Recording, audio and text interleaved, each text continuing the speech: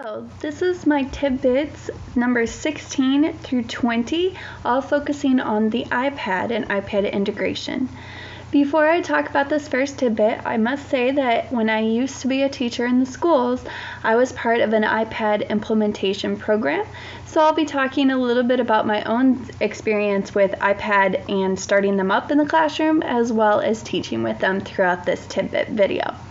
The first tidbit I have here is iPads are a solid educational tool, different studies reports. So this study, there were multiple studies in this article, but majority of them were by textbook companies, and where they took an Algebra 1 course and then calculated basically the improvement of the students in a middle school on use of iPads versus not. And they basically saw that 20% more students compared to the 78% to 59% supported or scored proficient in advanced by using the iPads.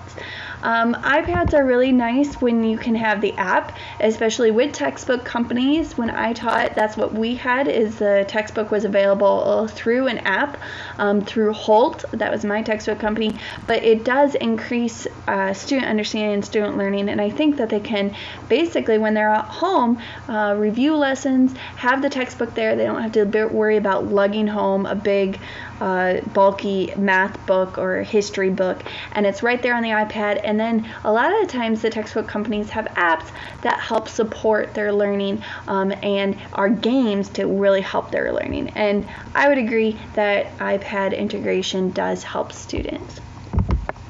This next tidbit I found came from the Oklahoma State University, and it talks about iPad integration at the college level.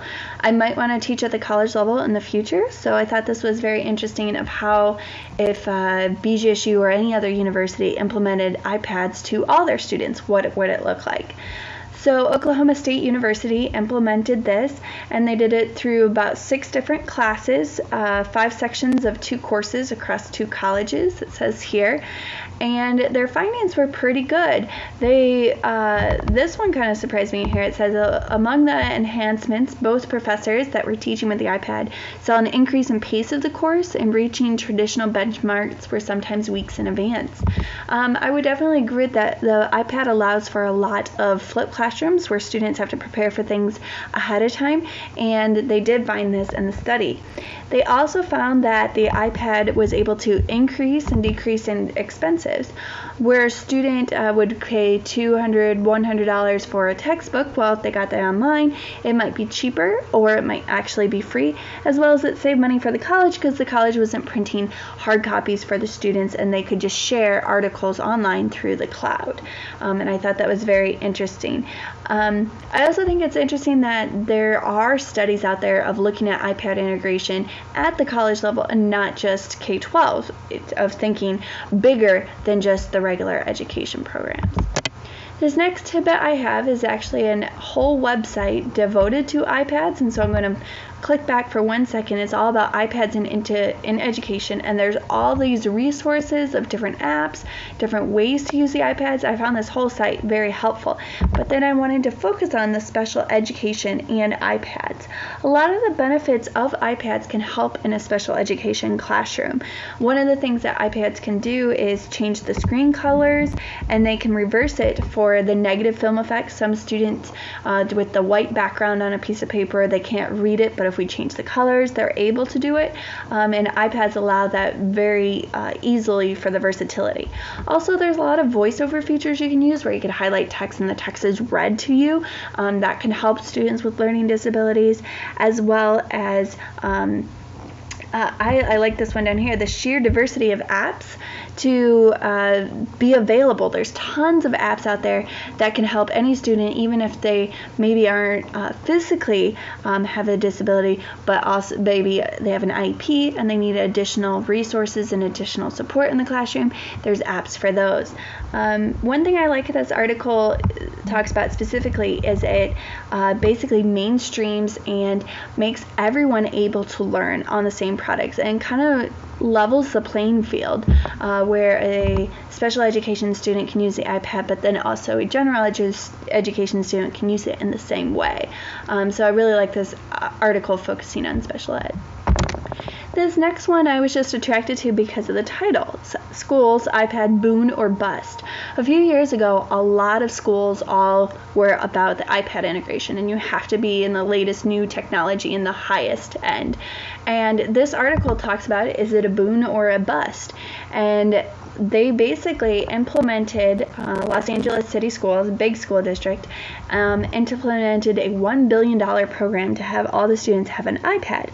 And they were going to do it in phases, and they did, but the first phase failed miserably.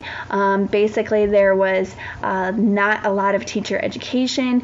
The devices were getting broken. The apps were getting basically overridden. The websites that were used to implement the iPads or to launch the iPads weren't there. Wi-Fi wasn't there. It was basically a complete mess. And this article focuses on you have to really take time in your district to implement the iPads.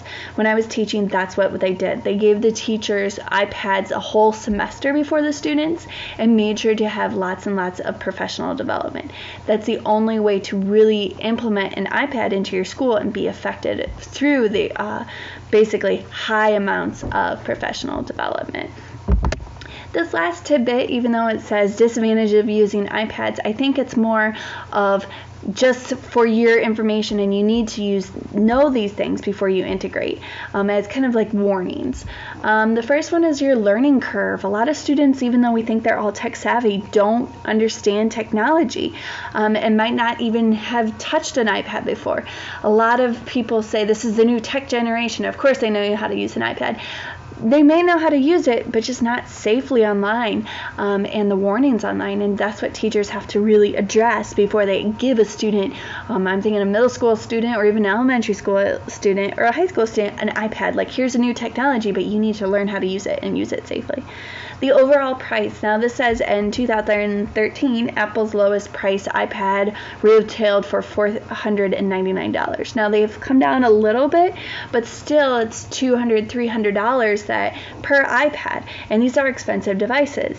And if you buy the expensive device, the apps are also costly.